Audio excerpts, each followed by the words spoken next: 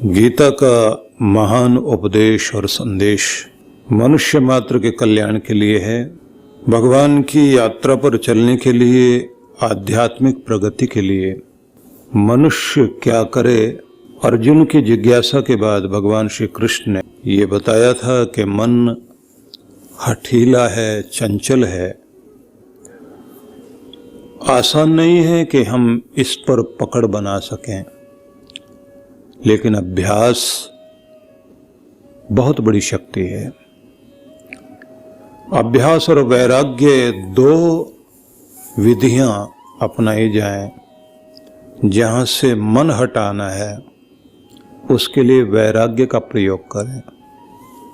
जिधर मन को ले जाना और ठहराना है वहां का अभ्यास किया जाए। आज 36वां श्लोक है 6ठे अध्याय का। इसमें बताया है, असंयतात्मना योगो दुष्प्राप इति मे मति, वश्यात्मना तो यतता शक्यो वाप्तुम उपायतः। असंयत व्यक्ति के लिए योग दुष्प्राप्य है, किंतु संयत और यत्नशील इसे उपयुक्त साधन द्वारा निश्चित रूप से प्राप्त कर सकता है। श्री कृष्ण कहते हैं, ऐसा मेरा मत है, मेरी ऐसी मान्यता नहीं, मेरा विचार है। तो यहां एक शब्द उन्होंने प्रयोग किया है, शब्द है असंयतात्मा, जिसका अर्थ होता है जिसने ध्यान और विरक्ति के सतत अभ्यास से इंद्रियों और मन को वश में नहीं किया, जो संयत नहीं है, असंयत है, जिसके पास संयम की शक्ति नहीं है, जो अपने आप को नियंत्रित करने की शक्ति से युक्त नहीं है। ये एक बड़ी बात कही गई है। प्रत्येक व्यक्ति के पास एक बहुत बड़ी मनुष्य को शक्ति दी गई है, जिसे प्रत्येक व्यक्ति को अभ्यास के द्वारा जागृत करना चाहिए। वो है स्वयं पर नियंत्रित करते हुए अपने बागडोर अपने हाथ में लेना।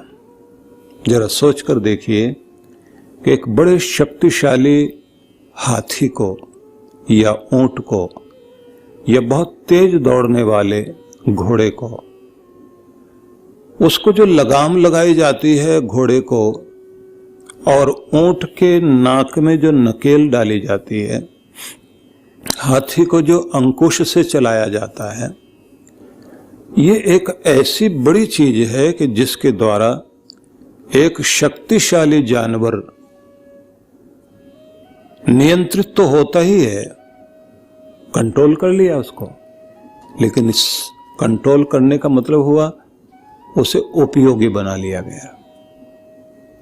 उसके होने का मतलब हो गया इस धरती पर कि वो मनुष्य समाज के लिए काम आ रहा है, और मनुष्य समाज की जिम्मेदारी है कि उसकी सुख सुरक्षा, उसके भरण पोषण की पूरी जिम्मेदारी। तो निश्चित रूप से मन बड़ा शक्तिशाली है, लेकिन जब तक मन पर लगाम नहीं लगेगी आप उसको उपयोगी नहीं बना सकते। जिन लोगों ने अपने बच्चों को खुला छोड़ दिया और नियंत्रण की कोई बात रखी नहीं,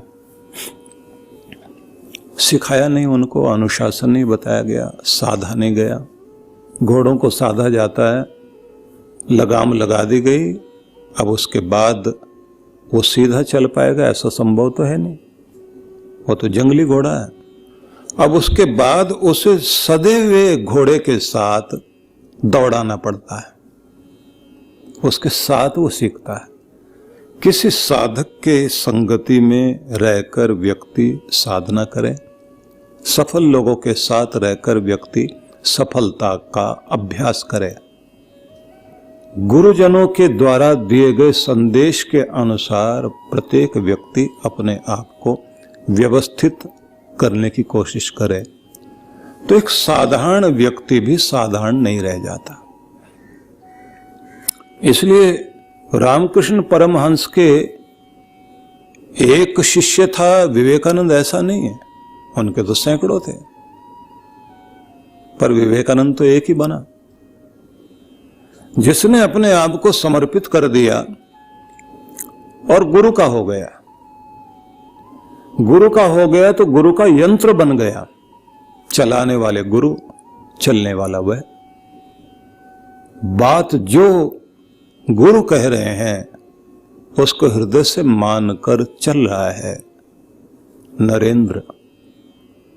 और परिणाम देख कि एक नौकरी मांगने के लिए आया हुआ युवक दुनिया के सामने इतना बड़ा हो गया कि अमेरिका में जब उसका शिकागो में भाषण हुआ, कहां तो कोई नहीं पहचानता था और कहां वो बात हो गई कि आगे आगे विवेकानंद दौड़ रहे हैं और पीछे पीछे पूरा अमेरिका आकर्षित होकर उनके पीछे दौड़ रहा है। केवल एक व्यक्ति ने अपने पीछे लोगों को दौड़ा लिया नहीं, बड़ी बात थी कि उसने भारत की संस्कृति, भारत की परंपरा, भारत की मान्यता के पीछे लोगों को दौड़ा दिया, अपने देश के झंडे को ऊंचा कर दिया। गुरु क्या हृदय में प्रवेश हुआ, गुरु ने एक व्यक्ति के व्यक्तित्व को ऊंचाई दी। लेकिन यह बड़ी बात है कि नियंत्रित रहने की इच्छा किसी की नहीं होती। आदमी जो है वो फ्रीडम चाहता है और फ्रीडम के नाम पर वो स्वच्छंदता चाहता है, मनमानी करने की इच्छा होती है लोगों की। बहुत लोग होते हैं जो ये कहते हैं कि हमें गुरुकुल में, हॉस्टल में कहीं 2-4 साल गुजारने पड़ जाएं। एक दूसरे से बात कर रहे होते हैं, इस जेल से छुटकारा कब मिलेगा, मनमानी करने का मौका कब मिलेगा। निकलकर भागे, भीड़ का हिस्सा बन गए, वैसे ही कपड़े पहनने लग गए, वैसे मॉल में, सिनेमा घर में जा रहे हैं, वैसे आम लोगों की तरह जिंदगी जीने लगे, भीड़ का हिस्सा बनकर रह गए, एक साधारण व्यक्ति बनकर रह गए, छोटे से एक जिंदगी जियो। लेकिन जिसने ये कहा कि नियंत्रण में रहना जेल नहीं है, मनमानी करना जो है वो आपकी जेल है, कि आप मनमानी करते हुए घूम रहे हैं, फिर आपका कोई भविष्य नहीं है। भविष्य उसका है जिस व्यक्ति ने नियंत्रण को सीखा। और कमाल की बात है कि जब हम लोग गुरुकुल में पढ़ रहे थे तो एक बड़ी समस्या होती थी कि सर्दी के दिन और 4 बजे उठना, रजाई से बाहर निकलना आसान बात तो है नहीं, और फिर गर्म पानी तो मिलता नहीं था, और ठंडे ठंडे पानी से, और वो भी जो है हैंडपंप चला करके उसमें स्नान करना, तो बड़ा अजीब लगता था। अलार्म जो है वो 4 बजे तो जाकर प्रार्थना सभा में खड़ा होना होता था, मंत्र पाठ करना है। अब नींद आई हुई है, हम लोग मंत्र बोल रहे हैं, झूम रहे हैं खड़े खड़े। और जिस विद्यार्थी की ड्यूटी 2 की लगती थी कि उन लोगों ने खड़े होकर मंत्र बुलवाना है, बाकियों ने जो है उसको दोहराना है, उनके लिए तो और शामत होती थी कि उनको तो सजग होकर के बोलना है। बड़ा विचित्र लगता था। लेकिन उससे भी ज्यादा बड़ी बात थी कि सबको कहा हुआ था कि अलार्म घड़ी है, 4 बजने में 5-7 मिनट पहले उठो, तुम्हारा अलार्म बजना चाहिए और तब तुम तैयार होकर जाओ। वो सब करते रहे, जबरदस्ती का सौदा था, नियंत्रण उनके हाथ में था, लगाम उनके हाथ में थी। लेकिन जिस दिन पढ़ाई पूरी हुई, वहां से जाना था अगले अध्ययन के लिए, बड़ी जगह जाना था। अब जैसे वो विदाई के समय में माँ जो है अपनी बेटी को कुछ बोलती है ना, अब गुरु को भी कुछ बोलना था। उसने कहा अभी तक तुम्हें अलार्म जगाता था, अब तुम्हारे भीतर का अलार्म बजना चाहिए। अब कोई तुम्हारे लिए बंदिश नहीं है, कि तुम घड़ी में अलार्म लगाओ ना लगाओ। अब तुम्हारा नियंत्रण तुम्हारे ऊपर होना चाहिए, तुम्हारा अलार्म अपने आप बज जाए। अगर प्रभात में सूरज को उगाना सीख गए तो सूरज की तरह चमकोगे, और अगर अंधेरे के साथ ही तुम अंधेरे में जाना चाहते हो तो खुली छूट है, क्योंकि यहां तक ये साथ था। लेकिन अगर तुम गुरु को हृदय में बैठा कर जाओगे, साथ आगे तक निभाएंगे। बड़ी भावुकता की बात थी, वो तो बहुत भावुक हो रहे थे। बहुत सारे बच्चे अपने अपने मन में जो है बात काट रहे हैं कि हाँ बस ठीक है महाराज, जब आपके अलार्म से छुटकारा हुआ, आपसे भी छुटकारा हुआ, अब अपने आप अपनी जिंदगी जिएंगे। इसलिए मैं ये कहना चाहता हूं, जो असंयत हैं कहते हैं उनके लिए योग नहीं है। जिसने अपने आप को संयत कर लिया उसके लिए योग है। योग से मतलब है उस जिस चीज से जुड़ जाना जो तुम्हारे जीवन का लक्ष्य है, परमानंद से, परमात्मा से, या अपने जीवन के लक्ष्य से जुड़ना चाहते हो तो संयत रहना सीखिए। बड़े लोगों ने यही तो सब किया। जिसका मन पूरा वश में नहीं है उसके लिए योग प्राप्त होना कठिन है, परंतु उपाय पूर्वक यत्न करने वाले और वश में जिन्होंने मन को करने के लिए अभ्यास कर लिया है, निश्चित रूप से उनका योग सिद्ध होगा। इसलिए अभ्यास जारी रहना चाहिए। और जब हम लोग पढ़ने के लिए गए तो माता पिता ने कान में एक बात कही थी कि देवताओं की नगरी में जा रहे हो और देवता होने के मार्ग पर चलना है, और बड़ी चीज पाने के लिए मूल्य चुकाना होता है। मूल्य चुकाना है तो आराम, माँ बाप की याद आएगी, घर की सुख सुविधा याद आएगी, सबको भूलना पड़ेगा, क्योंकि ये मार्ग तपस्या का मार्ग। अब वो साधारण शब्द बोलने वाले लोग, उनको नहीं पता था उन्होंने कितने बड़े शब्द कह दिए, लेकिन उस समय नहीं समझ में आता। लेकिन हाँ, वो शब्द याद आ रहे थे। जब आंख में आंसू आते थे ना, घर की याद आती थी, घर से कोई पत्र आ जाए। आजकल तो रोज का रोज आप फोन पर बात कर सकते हैं, मैसेज आ जाएगा आपके पास। उस समय डाकिया चिट्ठी लेकर आया करता था, डाकिया डाक लाया, अब डाक लेकर आया, सबकी चिट्ठी आई, हमारी नहीं आई। जिसके आ गई वो भी लेकर कोने में भागता था। उस दिन उसकी आंखें सूजी होती थी।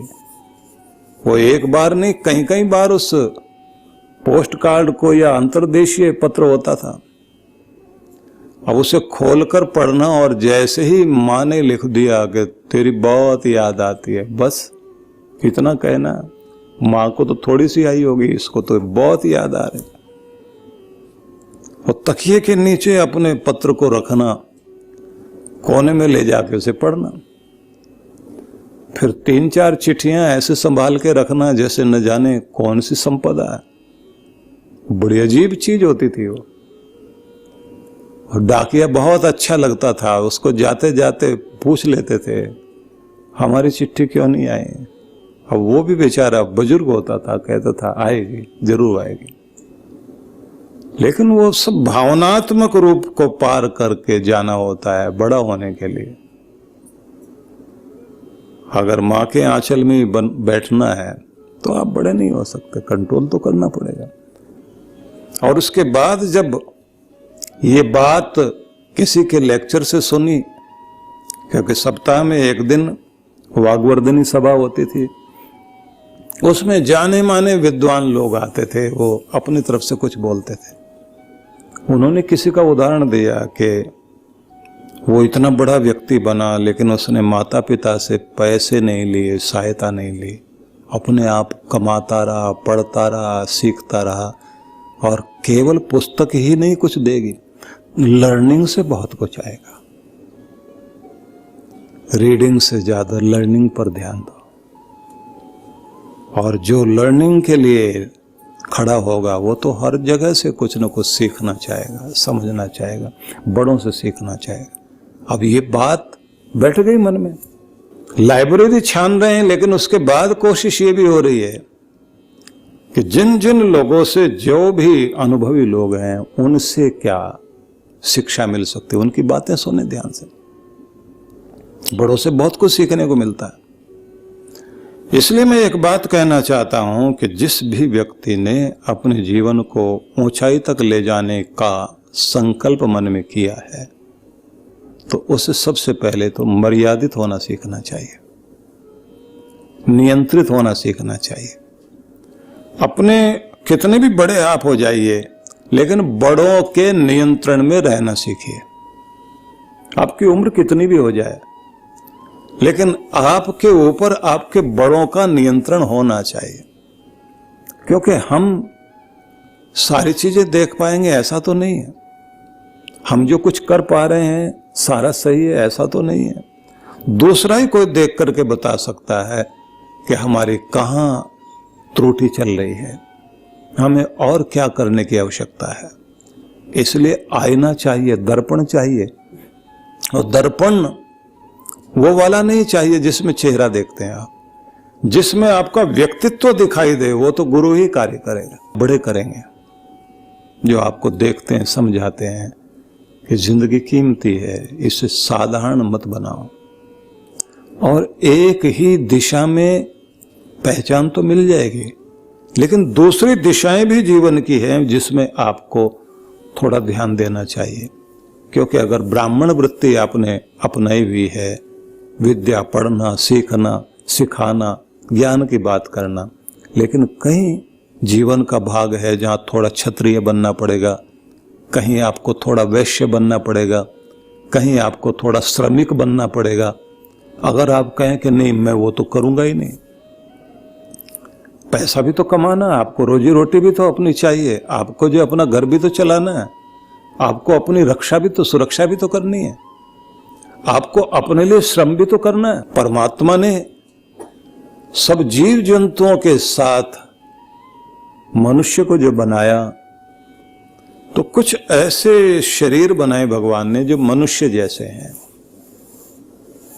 चिंपैंजी वगैरह, बंदर, रीछ, भालू, इनमें वन मानुष वगैरह, ये सब को लेकर के आप आखिरी वाले श्रेणी को लेकर आइए जो मनुष्य से थोड़ा मिलता जुलता है।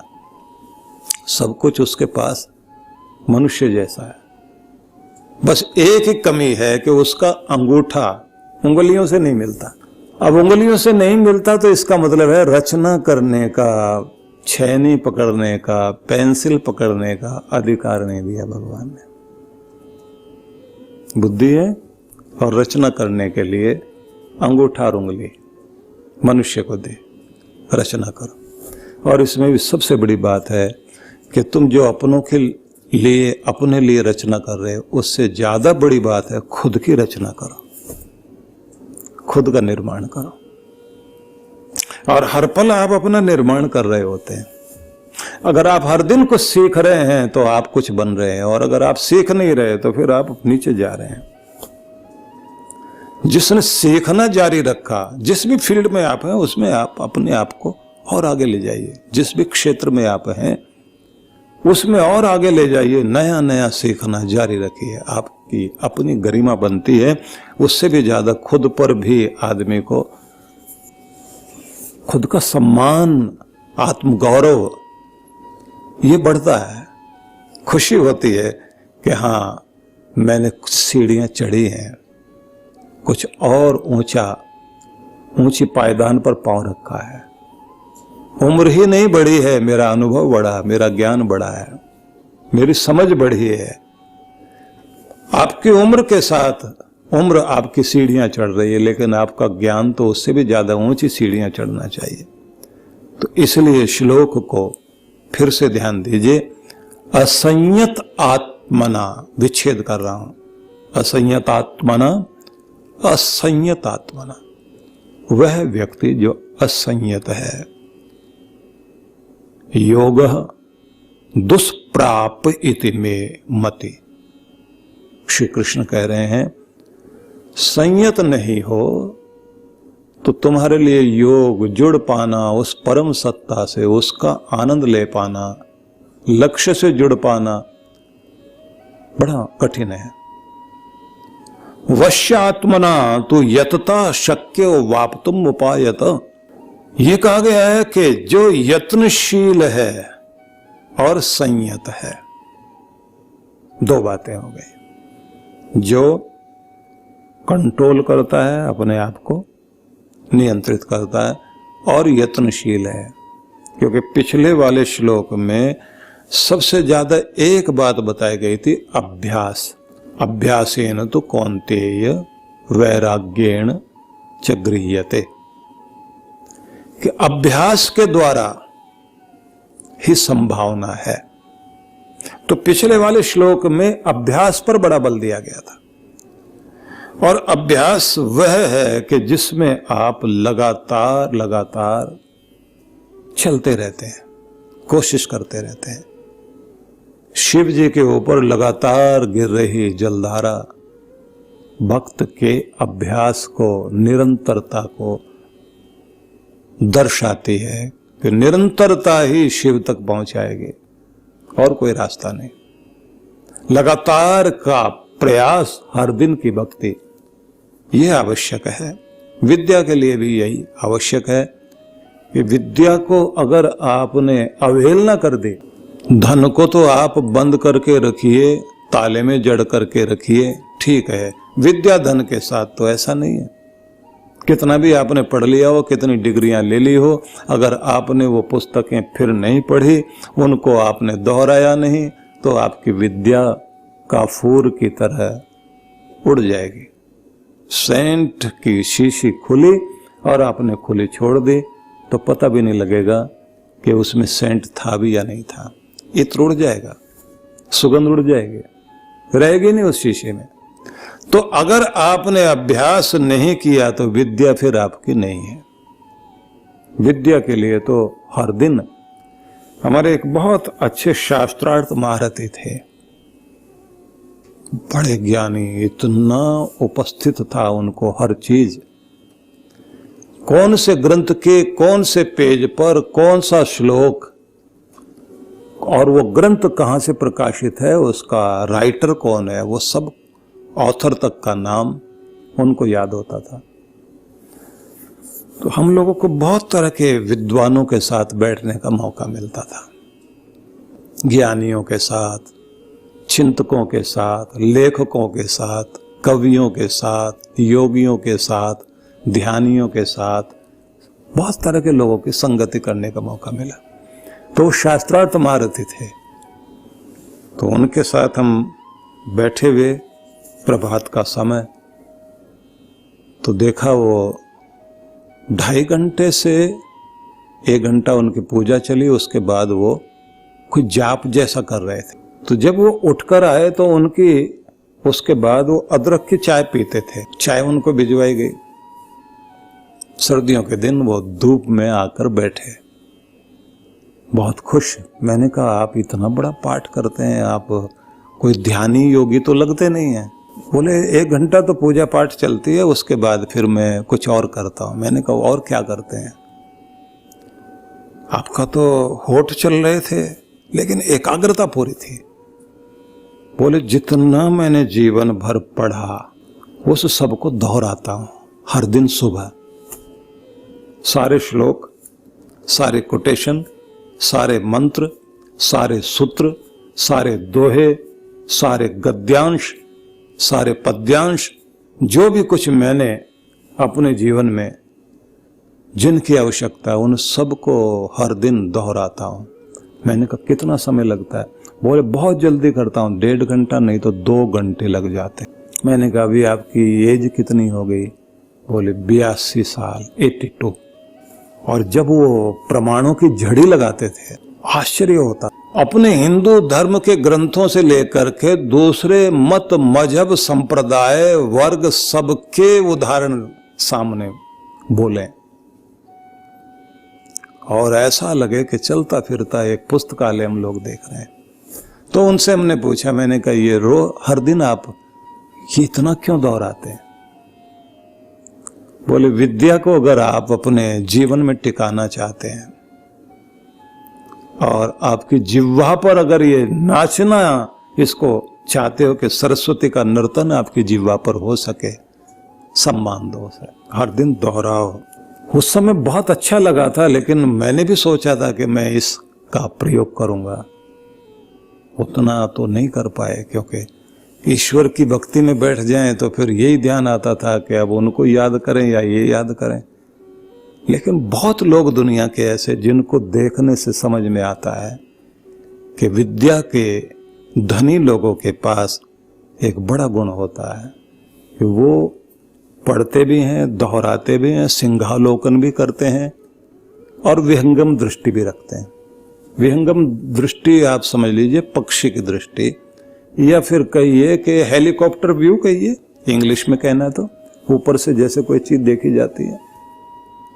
इस सब तरह से अपने सारे ग्रंथों को, विद्या को अपने पीछे मुड़कर अपने जीवन के अनुभवों को जब आप देखते हैं और पढ़े हुए के अनुसार आप प्रयत्न करते हैं, तो जो भी चीज ये आप करते हैं उसका परिणाम देखिए, विद्या फिर फलवती होती है और वो आपको बहुत कुछ देती है।